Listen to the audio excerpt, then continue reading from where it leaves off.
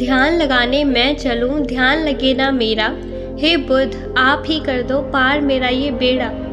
जी हाँ दोस्तों, जब भी हम ध्यान लगाने की कोशिश करते हैं तो हमारा ध्यान लग ही नहीं पाता है, या फिर हमारे मन में ये शंका रहती है कि हमें पता ही नहीं होता कि ध्यान क्या होता है और कैसे लगाया जाता है। इसी दुविधा का हल भगवान बुद्ध ने बड़े ही सरल शब्दों में किया हुआ है।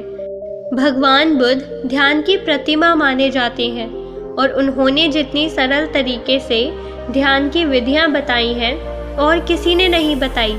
ये कहानी पूरी सुनने के बाद आपको ध्यान के बारे में कोई भी शंका नहीं रहेगी। तो चलिए कहानी को शुरू करते हैं। एक बार बुद्ध के पास उनका एक शिष्य आया और उनसे बोला, बुद्ध, मुझे आपके सानिध्य में 3 साल हो गए हैं। मैं रोज आपके बताए अनुसार ध्यान लगाता हूँ, फिर भी मुझे 3 साल ध्यान से कुछ भी नहीं प्राप्त हुआ। वही मेरे मित्र कहते हैं कि उन्हें कुछ ना कुछ ध्यान करके प्राप्त हुआ है, पर फिर मुझे क्यों नहीं हुआ। मुझे माफ करें बुद्ध, पर अब मेरे मन में ये विचार आने लगे हैं कि ध्यान से कुछ मिलता भी है या फिर ये मिथ्या है, क्योंकि मुझे तो आज तक कुछ भी नहीं मिला। और जो लोग कहते हैं कि मुझे ध्यान करने से ये प्राप्त हुआ है, वो प्राप्त हुआ है, मुझे लगता है कि वो सब झूठ बोलते हैं। आपने ही कहा था कि अपनी बुद्धि से खोजो, और अब इतने वर्षों तक ध्यान करने के बाद मुझे ऐसा लगता है कि ध्यान से कुछ नहीं मिलता। आप ही मेरा मार्गदर्शन करें। बुद्ध मुस्कुराए और बोले, इसका जवाब मैं कल सुबह ध्यान सभा में दूंगा, तुम वहां आना। अगले दिन बुद्ध सभी को इकट्ठा करके उपदेश देने लगे। उन्होंने कहा, आज मैं तुम्हें एक कहानी सुनाऊंगा, उसे बस तुम एक कहानी की तरह सुनना और समझना। ये पूरी तरह से एक काल्पनिक कहानी है। एक गुरु ध्यान के लिए बहुत प्रसिद्ध थे। कहा जाता है उन्होंने एक सोने का पहाड़ जिसका शीश हीरे का बना हुआ था, उसे खोज लिया था, जिससे उन्हें ज्ञान की प्राप्ति हुई। वो पहाड़ पर अकेले रहते थे। उन्होंने किसी को भी अपना शिष्य नहीं बनाया। काफी समय बाद 3 भाई उनके शिष्य बनने के लिए उनके पास गए और उनसे ज्ञान ग्रहण करने को कहा। गुरु मान गए और उन्हें अपने साथ में ही रख लिया। फिर तीनों ने उनसे सोने के पहाड़ के बारे में पूछा। गुरु ने कहा, मैं तुम तीनों को उसका जवाब बारी बारी से दूंगा और इसका रास्ता भी बताऊंगा ताकि तुम उस पर चढ़ सको। फिर गुरु ने पहले शिष्य को बुलाया और एक रास्ते की तरफ इशारा किया और कहा कि यहाँ से तुम सीधे चले जाना और कहीं मत मुड़ना। ये रास्ता तुम्हें सीधा उस पहाड़ तक ले जाएगा और कहीं भी अपनी यात्रा मत रोकना। वो शिष्य अपने गुरु का आशीर्वाद लेकर यात्रा के लिए निकल पड़ा। रास्ते में उसे काफी कठिनाई हुई। उसके पाँव में कांटे चुभे, कुछ कीड़े मकोड़ों ने उसे काटा, कुछ जंगली जानवरों से भी उसका सामना हुआ और वो जैसे तैसे जंगल पार कर रहा था। तभी रास्ते में उसे भूख लगी। उसने जंगल में कुछ खाने का इंतजाम किया। खाना खाकर फिर से वो आगे बढ़ गया। उसके बाद वो एक मरुस्थल में पहुंच गया। वो काफी बड़ा था। उसके पास खाने के लिए थोड़ा सा खाना बचा हुआ था, लेकिन उसके पास पानी नहीं था। वो प्यास से बहुत व्याकुल हो रहा था, फिर भी वो चलता रहा। चलते चलते अंत में वो बेहद थक गया। अब उसके लिए प्यास सहना नामुमकिन हो गया था। उसके मन में अब ये सवाल आने लगे कि कहीं गुरु ने उसे कोई गलत मार्ग तो नहीं बता दिया। अब धीरे धीरे उसका चेहरा मुरझाने लगा और गला सूखने के कारण वो वही मरुस्थल में गिर गया। तभी अचानक से वहाँ बारिश की बूंदें गिरने लगी। वो उठा और तुरंत अपना बर्तन भरने लगा और अपनी प्यास बुझाई और फिर से आगे बढ़ गया। अब वो एक नदी के किनारे पहुंच गया था। नदी पार करने के लिए उसने एक नौका बनाई और उसे पार करने लगा। तभी वहां एक बवंडर आ गया और उसकी नाव उसमें डूबती चली गई। वो आदमी भी पानी में डूबने लगा और डूबते हुए सोचने लगा कि गुरुजी ने एक ऐसा मार्ग बताया है, यहाँ तो बार बार मैं मौत के करीब जा रहा हूँ। अब तो पक्का ही मैं नहीं बचूंगा। तभी वहां पर कुछ लोग पहुंच गए और उस शिष्य को बचा लिया। वो पास के गांव के मछुआरे थे, इसलिए उन्होंने उस शिष्य को अपने घर पर ले जाकर खाना खिलाया और कुछ खाना खाने के बाद उसे आगे के रास्ते के लिए थोड़ा सा खाना दिया। वो शिष्य फिर से आगे बढ़ गया।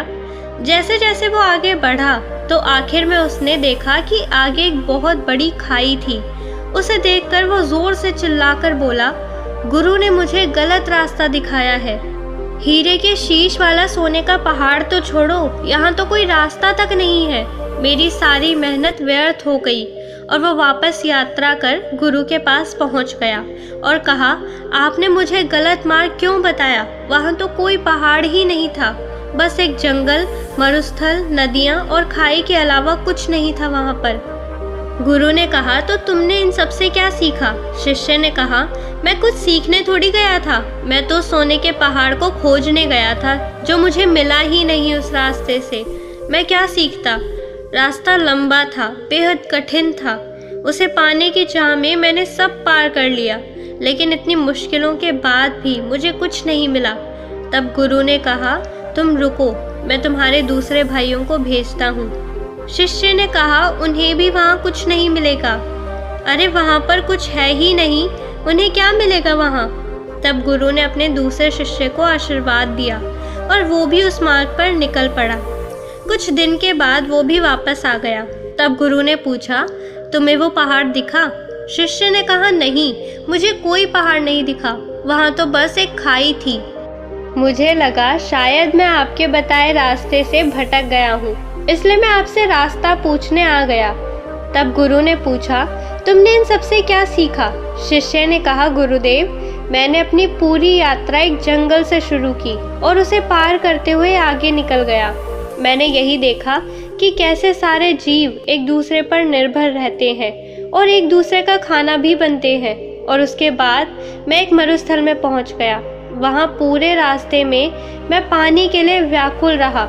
एक समय के लिए मुझे ऐसा लगा जैसे मैं मृत्यु के करीब आ गया हूँ।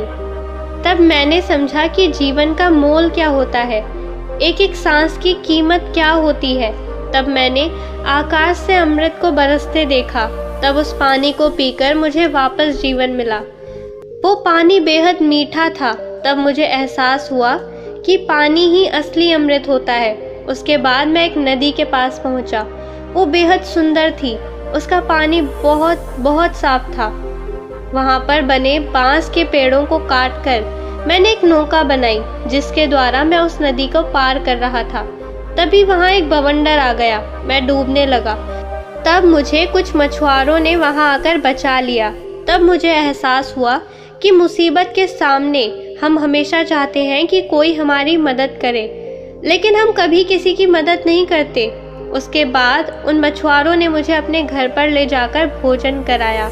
वहां मैंने देखा कि कैसे लोग भूख के मारे तड़प रहे हैं, एक बेहतर जीवन जीने के लिए तरस रहे हैं। कोई बीमार है तो किसी का इलाज चल रहा है, कोई पत्नी अपने पति के वियोग में रो रही है। मुझे जड़ी बूटियों का तो थोड़ा ज्ञान था, जिसके कारण मैंने वहां पर एक बच्चे का इलाज किया और उसे ठीक कर दिया। तब मुझे महसूस हुआ कि दूसरों की मदद करने पर कितना सुकून मिलता है। उन मछुआरों के पास खुद के लिए खाना नहीं था, फिर भी उन्होंने मुझे भोजन कराया और रास्ते के लिए भोजन भी दिया, जिसे लेकर मैं आगे की यात्रा पर निकल गया। उसके बाद आगे मैं एक खाई के पास पहुंच गया। वो मुझे एकदम शांत लगी। वहां किसी की आवाज़ सुनाई नहीं दे रही थी, बस मैं अपनी सांसों को सुन रहा था। उस समय मुझे लगा मैं आपके बताए रास्ते से भटक गया हूँ, क्योंकि वहाँ कोई सोने की चट्टान नहीं थी। तब मैं वापस आपके पास आया, दोबारा से सही मार्ग पूछने के लिए। शिष्य ने कहा, हे गुरुदेव, क्या मैं गलत मार्ग पर चला गया था? गुरु ने कहा, नहीं, तुम बिल्कुल सही मार्ग पर थे और जल्द ही तुम्हें वो पहाड़ भी मिल जाएगा। तब गुरु ने अपने तीसरे शिष्य से पूछा, क्या तुम भी पहाड़ खोजना चाहते हो?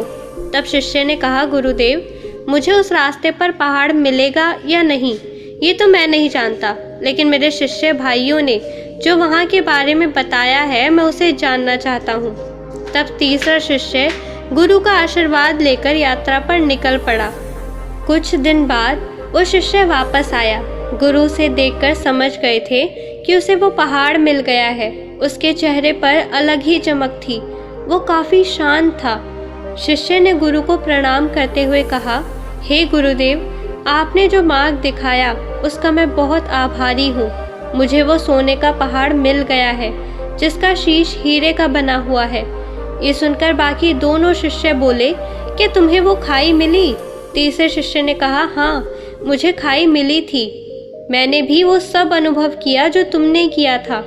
आखिर में मुझे वो खाई मिली जहाँ अपार शांति थी। इतनी शांति मुझे कहीं नहीं मिली। मुझे पता था मैं सही मार्ग पर हूँ। पहाड़ यही है और उसे ढूंढने के लिए मैंने खाई में कदम बढ़ा दिया।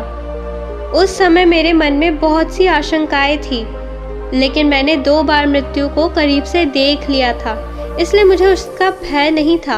अब मुझे बस वो पहाड़ ढूंढना था और मैंने अपना कदम उस तरफ बढ़ा दिया। जब मैं आगे बढ़ा तो मैंने देखा कि मैं खाई में गिरने की जगह हवा में उड़ रहा हूँ और इसी तरह मैं उस खाई पर आगे बढ़ता चला गया और मैंने वो खाई पार कर ली। जब मैं आगे पहुँचा तो वहाँ काफ़ी अंधेरा था, बिल्कुल भी रोशनी नहीं थी।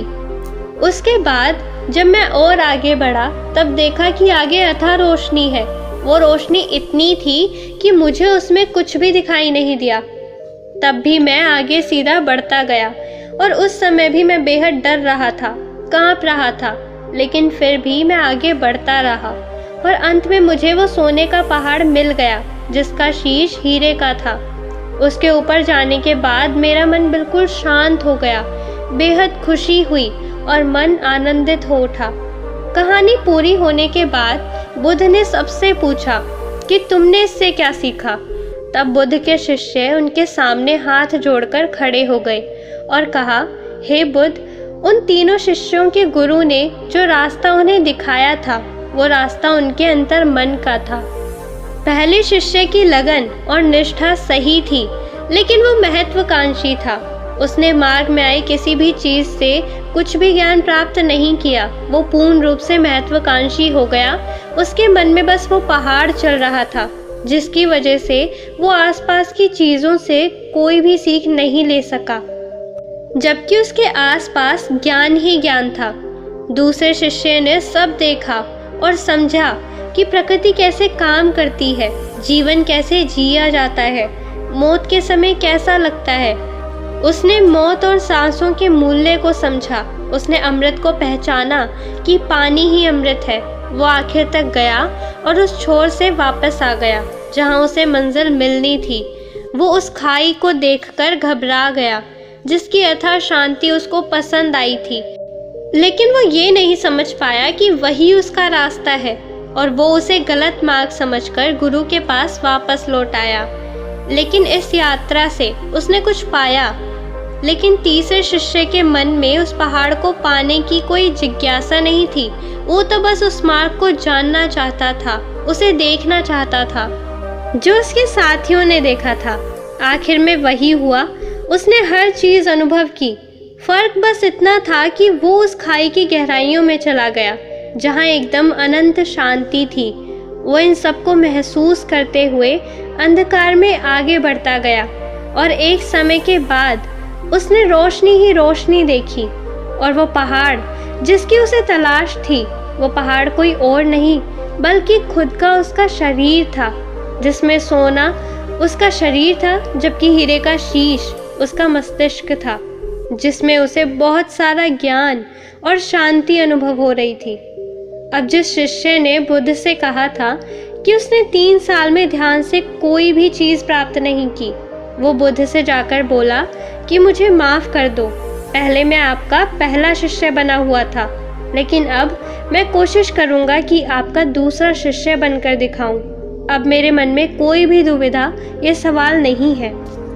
दोस्तों, हम सबका ध्यान मंजिल की तरफ होता है, लेकिन असली आनंद तो रास्ते का होता है, मार्ग का होता है। और जो व्यक्ति मार्ग का आनंद लेते हुए मंजिल का सफ़र तय करता है, वो मंजिल तक पहुँचते पहुँचते ही अथाह शांति को प्राप्त कर लेता है। और जो आदमी सिर्फ मंजिल पर पहुँचने की चिंता करता है, वो मार्ग का आनंद ही नहीं ले पाता। इसीलिए मंजिल से ज़्यादा मार्ग ज़रूरी होता है। अगर आपको ये कहानी थोड़ी सी भी ज्ञानवर्धक लगी तो इसे अपने सगे संबंधियों और दोस्तों के साथ ज़रूर शेयर करें। और ऐसी ही ज्ञानवर्धक कहानी सुनने के लिए चैनल को सब्सक्राइब कर लें और इस वीडियो को लाइक ज़रूर कर दें। तो मिलते हैं अगली कहानी में। तब तक के लिए आप अपना ख्याल रखें।